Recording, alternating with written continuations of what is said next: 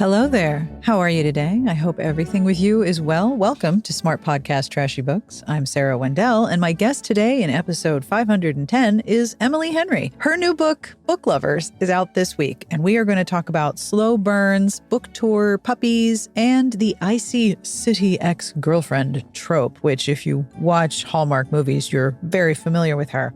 I want to thank Annie, Claratrix, and the very enthusiastic members of the Culture Study Discord's romance channel who were very excited about this interview alongside me. This is one of those interviews where my inner 13-year-old is not chill. I also want to say a very special thank you to publicist Heather Mill, who set up this interview. I will have links to all of the books that we talk about and some articles and Q&As with Emily Henry that I used to develop some of my questions in the show notes. And guess where they are? Smart Bitches, trashybooks.com/podcast. Hello, and a very big thank you to our Patreon community. You keep the show going. You help me make sure that every episode has a fantastic transcript, hand-compiled by Garlic Knitter, and I want to thank you very, very much for your support. If you like the show, you want to support us, have a look at patreon.com/smartbitches. This episode is brought to you in part by Ritual, a vegan-friendly multivitamin delivered to your door that's formulated with high-quality nutrients in bioavailable forms your body can actually use. You'll always know what nutrients you're taking and where they come from thanks to Ritual's one-of-a-kind visible supply chain. And you won't find sugars, GMOs, major allergens, synthetic fillers, or artificial colorants. I like knowing all the steps behind my vitamins, and I love how easy it is with Ritual. My multivitamins are delivered to my door every month with free shipping always, and I can start, snooze, or cancel my subscription at any time. I don't have to think about refills or buying more, and I like that it includes vitamin D3 as well. Now available for women, men, and teens, Ritual multivitamins are scientifically developed to help support different life stages. And if you don't love Ritual within your first month, they'll refund your first order. Get key nutrients without the BS. Ritual is offering my listeners 10% off during your first 3 months. Visit ritual.com/Sarah to start your ritual today. This episode is brought to you in part by Prose. One of the ways I've taken gentle care of myself in the past few years has been caring for my hair. And you may have heard me talking about Prose, the world's most personalized hair care. Now, first there's a quiz, and I love a quiz. Prose has given over 1 million consultations, and my results created a custom blend that has made my hair softer, my waves more defined, even when my hair is really short, and because I get to choose my own scent, it smells incredible. All of their ingredients are sustainably sourced, ethically gathered, and cruelty-free. And if you're not 100% positive that Prose is the best hair care you've ever had, they will take the products back, no questions asked. I mentioned Prose recently to the producer of my other podcast, and she made the noise. You know the noise? I love Prose. That was exactly her reaction. So it's not just me. Prose is the healthy hair regimen with your name all over it. Take your free in-depth hair consultation and get 15% off your first order today. Go to prose.com/trashybooks. That's prose.com/trashybooks for your free in-depth hair consultation and 15% off.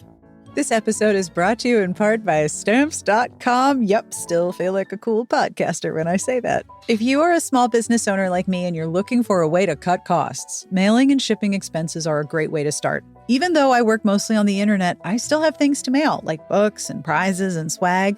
With Stamps.com, I get exclusive discounts and terrific rates on shipping from USPS and UPS. Stamps.com lets me print official postage right from my computer and saves me money. I used to have a specialty postage printer that I had to buy expensive labels for, but with Stamps.com, I can use my regular printer with no special supplies needed. Stamps.com gives me access to all the shipping services I need, and I get great discounts, like up to 40% off USPS and 86% off UPS. Start mailing and shipping with Stamps.com and keep more money in your pocket every day. Sign up with promo code SARAH for a special offer that includes a 4-week free trial plus free postage and a digital scale. No long-term commitments or contracts. Just go to Stamps.com, click the microphone at the top of the page, and enter code SARAH. This episode is brought to you in part by Fast Growing Trees. It is spring everywhere here, and I am so excited to see the hydrangeas we bought last year from Fast Growing Trees coming back. Now we have a frost-resistant gardenia, and I have never had one of those. I'm really excited about it because I know it's going to do okay where I live. When it comes to caring for your plants, know-how matters. FastGrowingTrees.com's experts curate thousands of plant varieties that thrive in one specific climate, yours, and will meet your location and your needs. There's no waiting in line, there's no messy cars. Your plants are shipped to your door in 1 to 2 days. Plus, their growing and care advice is available 24/7. Whether you're looking for privacy, shade, color, fragrance, adding some natural beauty to your yard, Fast Growing Trees has the perfect plants and the expertise to help you find them. Go to fastgrowingtrees.com/Sarah right now, and you'll get 15% off your entire order. Get 15% off at fastgrowingtrees.com/Sarah. fastgrowingtrees.com/Sarah. All right, are you ready? Ready for a podcast? I'm ready for a podcast. I was so excited to do this interview, and I hope you enjoy it as much as I did. On with my conversation with best-selling author Emily Henry. Hi, I am Emily Henry. I am a writer. I used to write books for teens, and now I write romance novels, including Beach Read, People We Meet on Vacation, and my new book, Book Lovers. It must be so hard to be a new and undiscovered author and to just have no one recognize your book titles at all. Yeah. You know what? I'm so happy that I started out in YA and was not a recognized author, because I feel like this would have just totally ruined me. Like I would have like a green room writer that'd be like, I can't do anything without a bowl of blue M&Ms. So I'm like really glad that that's not how I started. So now I want to know what's going to be when you go on tour, like in person tour, and you have a rider because you're selling out. If you're selling out, arenas, right, for your book tour. What is the thing on your rider that you're going to be like, nope, I need it? I mean, do I get to be horrible in this scenario? Absolutely. I think I would love if there could be like a therapy dog or a pup. That's not horrible, but I don't need that, but I would love to have like puppies. Basically. Oh, that's a good one. I'd love to have puppies to just kind of de-stress. I'm trying to think what else. I mean, I would love to have like a really fancy Prosecco. Yeah.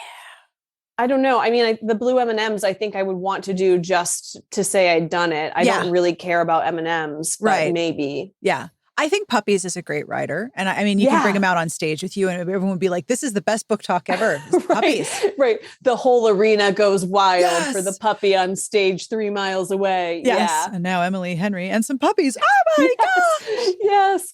Just like a giant, like garage door opening and then a stampede of puppies. Yes. Make it a hit. Okay. So we've planned your next book tour. All done. Somewhere your publicist is now very anxious and doesn't know why. I know. She felt the little tingle go down her spine. She's like, Emily's asking for puppies again. Oh, no. So congratulations, in all seriousness, Thank on you. Book Lovers. I try very hard to do interviews that are not spoilery, but I have to say I read this whole thing in one day and I really enjoyed it. I think if this book were a person and it were wearing a t-shirt, it would say, hello, Sarah. I contain a lot of your catnip and I'm very romance friendly. Like this book was like a hug for romance readers. Was that part of your goal here? 100%. Yes. It's kind of funny because I feel like Beach Read was my attempt to trick a bunch of people who hadn't read romance before into starting to read romance. And now that I kind of have them on the line, I'm like, okay, now I can just like write a straight up romance novel. Yeah. Yeah. Lean in. And you know what? They're going there. They're willing to. And I feel like it is the time. Like if you have not read romance yet, 2022 is the year that like, what are you waiting for? Yeah. Yeah. There's so much good options now too. Yeah, there are. So what is one of your favorite parts of this book and why is it making up adorable names for coffee shops? That was one of my favorite parts. I have I have multiple pages of a notebook. Actually, I think it might be right here. This is never before seen content. Yeah. This is really rare. Let's see if this actually is the right one. Yeah. I love doing that so much. And I think the thing is like, the worse they are, the more I love it. And I'm like, I will say, so there's one shop in the book there is a real hair salon near where I live that has the name Curl Up and Dye, like DYE. And then when I Googled it, I was like, this is really ridiculous. I Googled it and plenty of other people have also made this decision to open a salon called Curl Up and Dye. So that one's real. And the rest, I was just like, how bad of a pun can I pun? And this might not be the right notebook. I'm sorry. The only one I remember off the top of my head was another option for the spa was Ziggy Spa Dust. Ooh. So that's kind of like the level that, that I was working at. I'm all about that one. Yeah. I thought, and I remember C Spa Run. I just, nonsense. So that really is the best part about being a romance author. Make up a small town, populate the businesses with incredible pun names, right? Yeah. I mean, I think the thing, like you were saying, like this was your catnip. And I really did try and stuff this book with everything that I think is cozy. And I think, a lot of us love that quirky small town. And it's like, I live in a city, but like in my own little neighborhood, it has like a very distinct personality. Yeah. And I love it so much. And it like, I feel like real life is weirder than fiction. And so when you're seeing those like quirky, weird small towns in books, you're like, this is a real thing. This is what I love is that like, you can't just find this place on a map. You have to know someone who's like, I live in this really weird place, come to it. And I definitely wanted to make a town that you like wanted to go to, even though you're like, what will I do once I'm there? Yeah. Like what are my options? Are there any? Do I have two? Like, that's basically it. But I think that's part of the charm because when there are only two options, everybody in town is using those two options. Yeah. And that's why you're like, oh, the guy who delivers my mail, but also is technically the mayor or something. Yeah. And he's at the coffee shop ordering his like green smoothie that is not even on the menu. Oh, for sure. Now, I have questions from other readers. I am in a Discord server. This is such a convoluted thing, but I am subscribed to a newsletter by a journalist named Anne Helen Peterson, who writes a newsletter called Culture Study. And when you pay for a subscription, you also get access to a Discord. And there is a whole channel in all caps that is called Romances Are Good, All Right. And so we all hang out in there and talk about romance novels, which is great fun. And I happened to mention that I was going to get to interview with you, and my inner 13-year-old was super not cool about it. And I had people go, oh my gosh, that's so exciting. And so they have questions for me to ask you. So there's many people who are so excited for this book, first of all. I love that. Thank you. That's so exciting. It really is exciting to be like, oh my gosh, how you doing? They're like, oh my gosh, me too. Okay. So Annie has a couple of questions. And the first question is that your dialogue and your pacing seem very cinematic, like a movie or a TV show. Mm-hmm. And I know from a Q&A that you did about Book Lovers that the genesis of Nora is the ice cold city business chick in the movies who always gets dumped, and you only see her, as you said, running on the treadmill and yelling at the hero. And I was like, I know exactly who you're talking about in every movie that I've seen her in. Now, do you take notes from film and TV or from life or from other books? Annie would like me to tell you that you make it seem effortless to have this pacing and this cinematic dialogue. And obviously it is not. So well done. Thank you. Yeah. Well, thank you so much. I will say, I think the dialogue comes pretty naturally to me. The pacing does not. I was just doing another interview a while back, and somebody asked a question about the dialogue. And I was like, no, dialogue happens for me. It's just that I'm like, how do I turn this conversation into a plot? Yeah. That's what's way harder for me. I'm like, I could write 25 pages of people talking, but like, where is this going? But I do think, I was a huge reader growing up, but then I feel like I did become more of a movie and TV person for a while there. And it really probably did shape my sensibilities a lot. Yeah. I do not actively take notes, but I think I am a sponge. Like, I think I really absorb the things I love. And even like, I'm totally the person who accidentally picks up on people's mannerisms or like find myself speaking with their accent. And I'm like, I'm so sorry. I don't know what's happening. Yeah. And yeah, so I think it just, I absorb it. I take in a lot of media. I love story in all of its forms. So I think, like the more you read, the more prepared you are to write. And that's like a big part of it. But I also think I am part of like the generation that was like truly raised by Nora Ephron and Gilmore Girls. And like, that my entire sense of identity. Yeah. Talking. Exactly. Lots of dialogue. Lots of dialogue. Yep. Yeah. And I did recently read the When Harry Met Sally screenplay for the first time. I've seen it, but I'd never read it. And reading it was the first time I realized like it is a movie where pretty much nothing happens. And it's just this conversation that spans years. And I was like, that's why I love this so much. It's just two people talking through life. Oh, yeah. One of the things that I love about podcasting is the idea, and I think this comes from the Blinkist podcast, that you're being given permission to eavesdrop on people's conversations. Yeah. And really good dialogue is the same thing. You're being given permission to eavesdrop on everybody's, especially the intimate conversations. Right. And there are so many in this book, too. You have texting and email and out loud and all of these different ways of communicating that just feed into one another because that's how we talk now, right? Oh, for sure. I mean, and it's funny because when I started Book Lovers, I knew that some things about it were specifically going to be kind of a nod to You've Got Mail. Looking back, I'm like, oh, I did sort of like a reverse You've Got Mail where like in real life, they're like cordial and polite. Over email, they're like they're bantering viciously. Yes. And that was sort of like, the opposite of You've Got Mail. But I think that kind of seeped in. Again, it wasn't intentional, but I'm a sponge. Yep. Now, Annie also wanted me to ask about the slow burn. A lot of your books, even in the YA, some of them, that you've got a lot of slow burn, which, by the way, is my number one style. So how do you toe the line, Annie says, between characters and when to finally cross the line? Yeah. And how conscious are you of the buildup as you're writing it? Do you have like a mental diagram that helps you construct a slow burn? Like, what are some of your elements there? Yeah, sort of. I think, I'm lucky to have an editor who is really, really good at that sort of thing. And so sometimes she'll be like, I think that this is, like Beach Read is a good example. My agent was the one who caught it. The initial draft of Beach Read, there were like 3 interrupted kisses. My agent was like, you know what? we gotta pull back a little bit. So I will say there are some people who have a really strong grasp on plotting who are helping me and kind of like being my bumpers that knock me back in the right direction. But I am conscious of that buildup. And I do tend to draft very quickly when I write a first draft.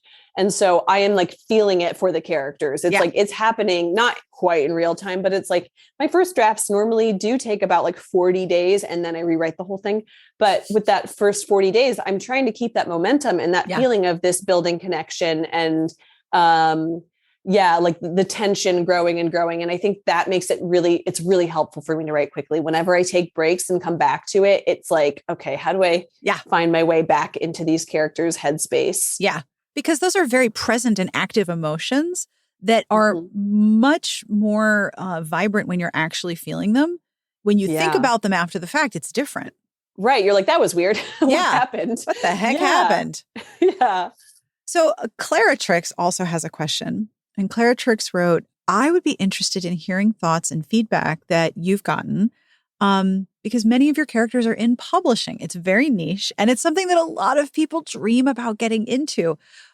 What draws you to writing about publishing folks? And is this a world that you know, or is it because people aspire to it, or both? What leads you into that particular arena? Well, what leads me into it is definitely my familiarity with it. I think like now I've been in this world long enough to know what's like funny about it. Yeah. What's really weird about it. Yes. Many things. Yeah, so many things. So and many like, things. I wouldn't have known that right up front. I would have just seen like the glossy, like Hollywood version of publishing, which is very different. Oh, God. Yeah. Like everyone is so much weirder. Like you need to understand everyone is so much weirder than Hollywood publishing. Or television versions of publishing.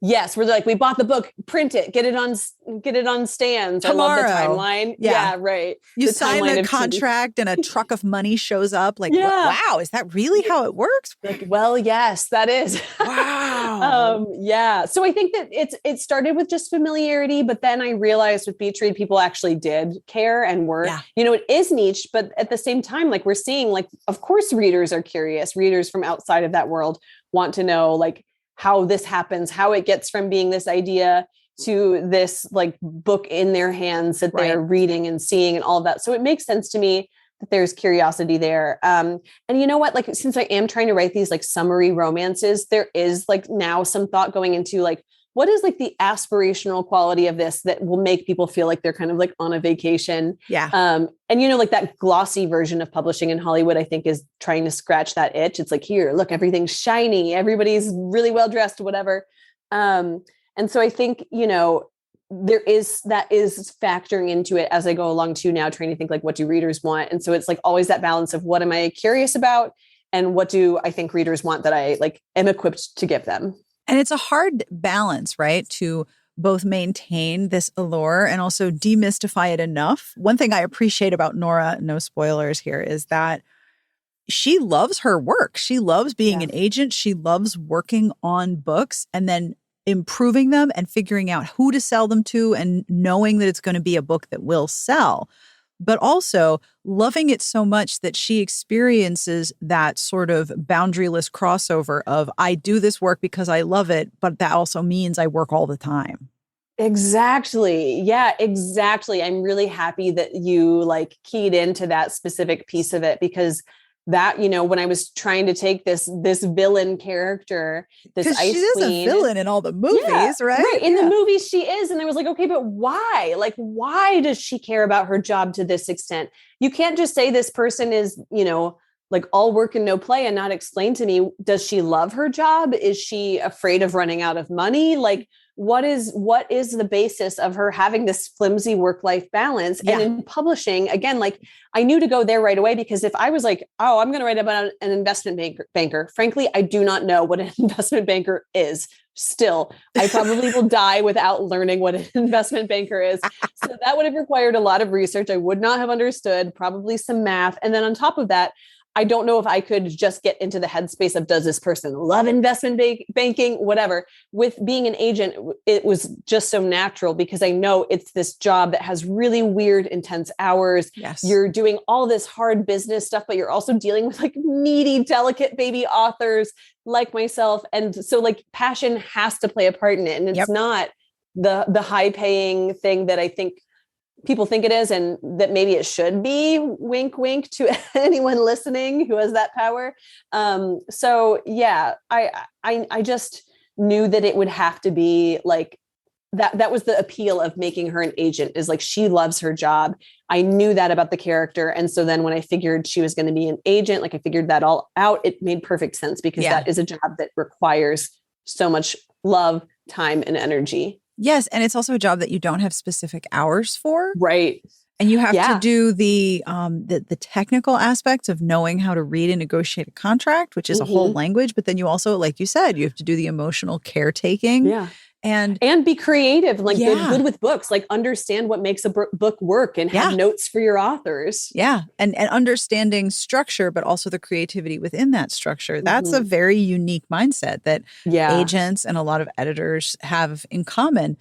But like you said, if it's a work that you love doing and the emotional caretaking part of any job is very rarely valued by outside. Right. The idea that she's just going to work and work and work and work until it's her whole thing is an easy, like it's an easy hole to fall into. With Nora, she actually loves what she does. Like she really enjoys it. And it's hard to say, wait a minute, I'm tired of the thing that I love for a minute. Yeah. Yeah. And I feel like anybody in books can relate to that. It's like, yeah, right. Yeah, for sure. Like that is the life. It's like, your favorite thing has become your job. Yes, that is exactly what happened to me. Yeah. Yeah. And you're like, it's the dream and it's still a job. And you have to hold space for both of those where you're like, it is the dream. And I recognize what an honor it is to be here. But I also have to honor the other parts of myself by admitting this is a job and there is work and there are days you just don't want to do it. Yep.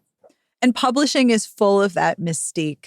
Too. It's full of that, oh, this world is so magical. You make books happen. Well, I mean, there's a conference room. Right. Right. And we have meetings.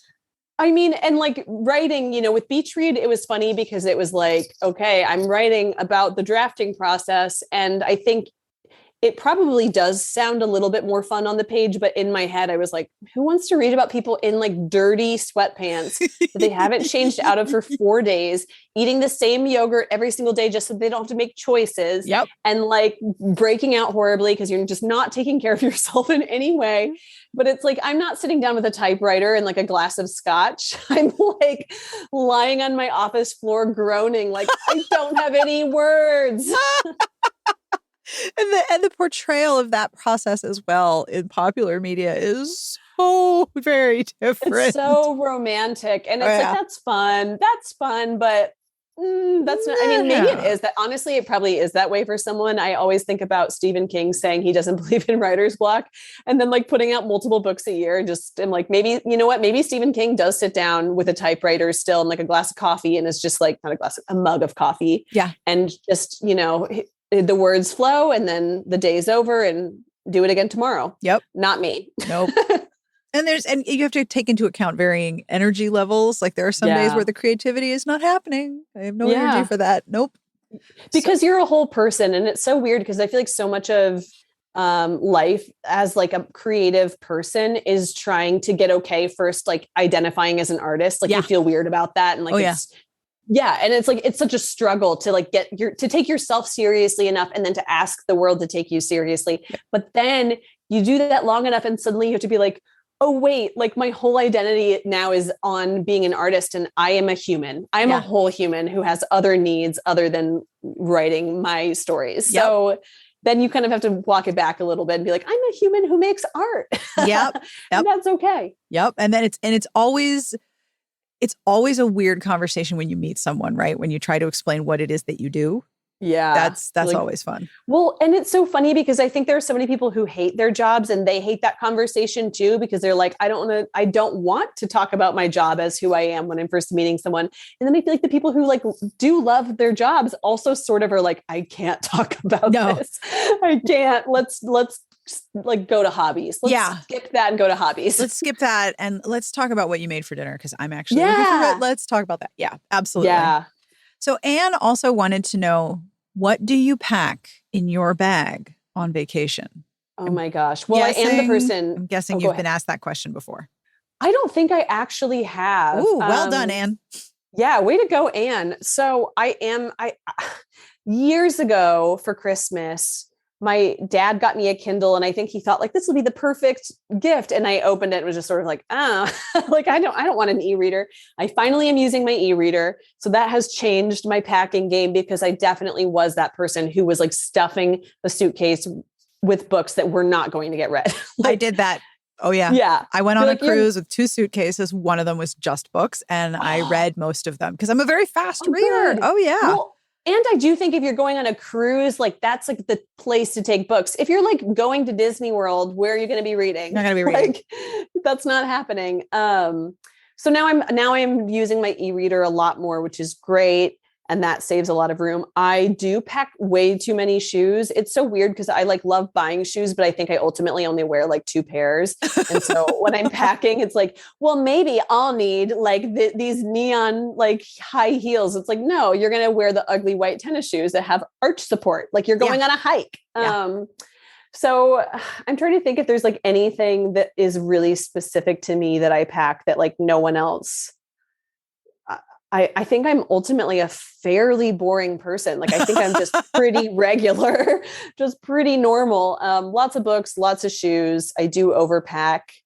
And I also do the neurotic thing of thinking so many times I forgot my medicine, like every single trip. Yep. And the last time I went on a trip, it was a driving trip. Luckily, we got like 40 minutes outside of town and it was like, I'm sure this is just me being obsessive, but do you mind if we stop and check if my pills are like in the back of the car? And they were not. Oh no. Yeah. So like 40 minutes back and now we're on the road. Yeah. I am so retentive that I have a bad memory. I have a spreadsheet that I keep and then I just make copies of it based on the length of the trip or the season. And some spreadsheets I use repeatedly and I just keep them in Google Drive. Wow. But that's genius. Cause I just have a little notes, like an app on my notes or a note on my app. You know what I'm saying? Yeah. Whatever. And I'll have one packing list and at the top, it'll say what the trip is. And then I'll reopen that whenever I have another trip coming up and I'll change the top and then I'll go through and be like, okay, what's going to be different here? So I just am like constantly editing this notes app note. Yep. That's kind of how I roll. The same thing.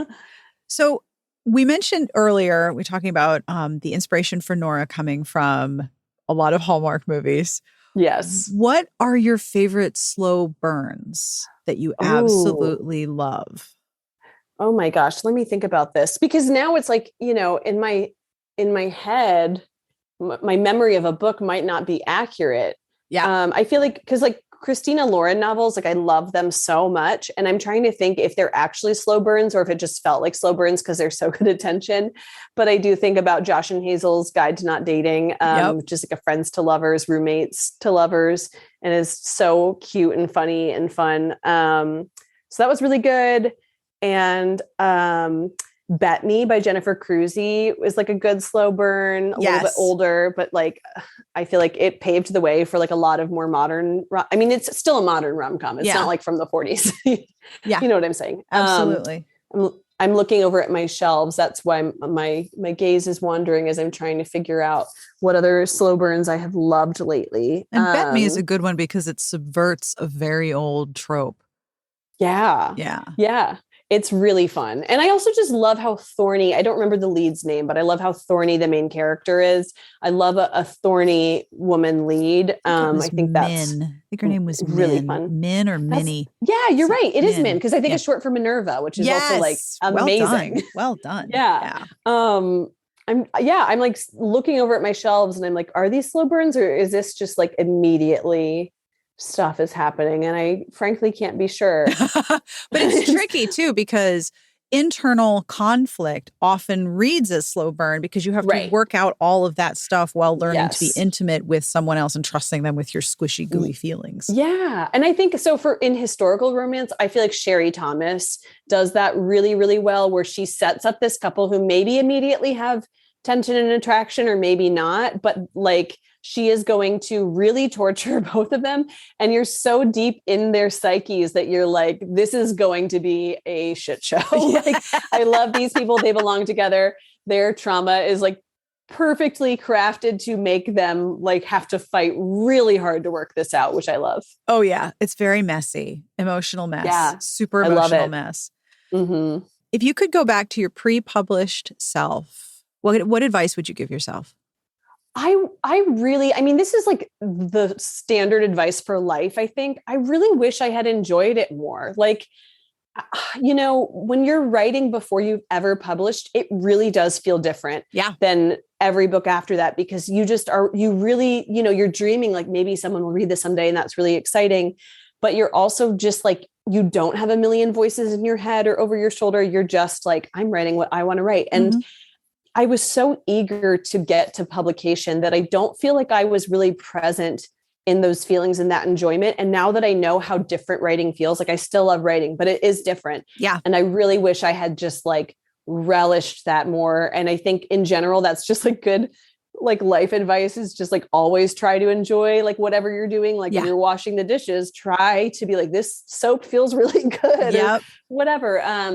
So that I think is the big thing is I wish I could have just been like, this is what this time is for. And it is precious. And I think, as an aspiring writer, you're always so scared you're not going to get there that it's hard to enjoy like what comes before. But if you knew for a fact, like I'm going to publish someday, then you would just have so much more fun.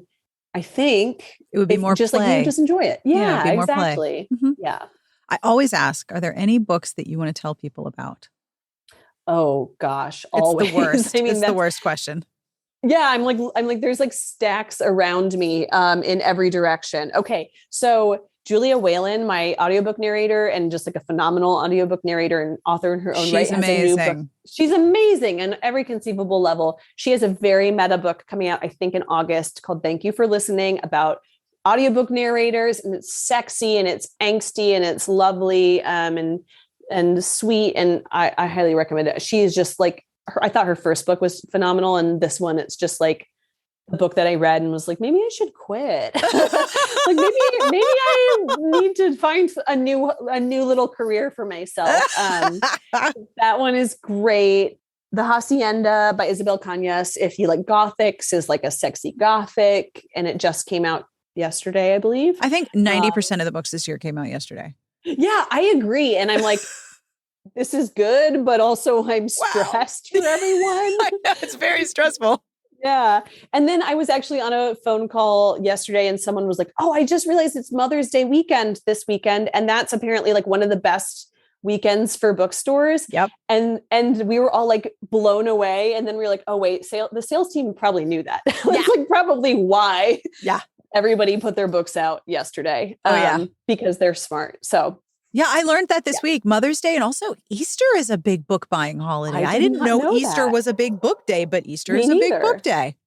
Good to know. Yeah, right. Yeah, so I'm like, what books came out then? I'm not sure. Probably lots of good ones. Another book that comes out next week. It is not a romance, but there is, a lot of love in it. It's Emma Straub's This Time Tomorrow. Ooh. Is that what it's called? This Time Tomorrow? I believe that's what it's called. It is so good. It's mostly like a father-daughter love story kind of. And it's about this woman, Alice, about to turn 40. And she's like, did I make the right decision? And then she gets transported back into her 16-year-old body, New York in the 90s. And she's like, wait, my dad's here and he's young again. And I actually didn't realize my dad was ever this young. He always seemed ancient to me. Yep. And her high school boyfriend is there and her best friend. And it really like, it got to my heart and I'm excited for everyone to read it. That's awesome. Thank you so very, very much for your time. We are 1 minute over and I apologize. That is fine. Thank you so much for a lovely interview. I cannot tell you how much I enjoyed Book Lovers and thank you for writing it. And thank you for your time today. Have an excellent, easy book tour. And that brings us to the end of this week's episode. Thank you again to Annie Claratrix and the members of the Culture Study Discord Romance channel. And thank you again to Heather Mill for setting this up. Thanks most of all to Emily Henry, who is on a very busy book tour, and I am very appreciative of her time to do this interview. I will have links to all of the books that we talked about in this episode, and there were many because, I mean, it's an interview about a book called Book Lovers, so that was clearly destined to happen. I am curious, have you read Emily Henry's books? Have you got a favorite? You can email me at sbjpodcast@gmail.com. You can leave me a message at 2013713272. I love hearing from you, and I love bad jokes. You can keep sending them to me. And of course, I'm going to end this episode with an absolutely dreadful joke because that's how I roll. And listen, this joke is so bad. Like, I need you to prepare, like brace yourself, whatever you're doing. If you're holding something breakable, maybe put it down. This one's really, really bad.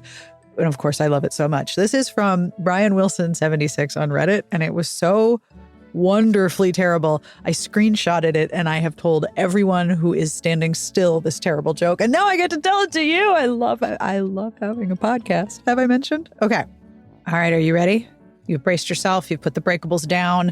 If you're cleaning something, get ready for some vigorous scrubbing and anger. Okay. Did you know that Jar Jar Binks has a brother who is a famous author? It's true. Did you know Jar Jar Binks has a brother who is a famous author? It's George Orwell. It's so bad. I love this so much. I hope you tell people this joke, and then I hope you tell me what noise they made when you tell them. In fact, you can tell me what noise you made just right now. On behalf of everyone here, we wish you the very, very best of reading. I hope you have a wonderful weekend, and we will see you back here next week. Smart Podcast Trashy Books is part of the Frolic Podcast Network. You can find more outstanding podcasts to subscribe to at frolic.media/podcasts. George Orwell.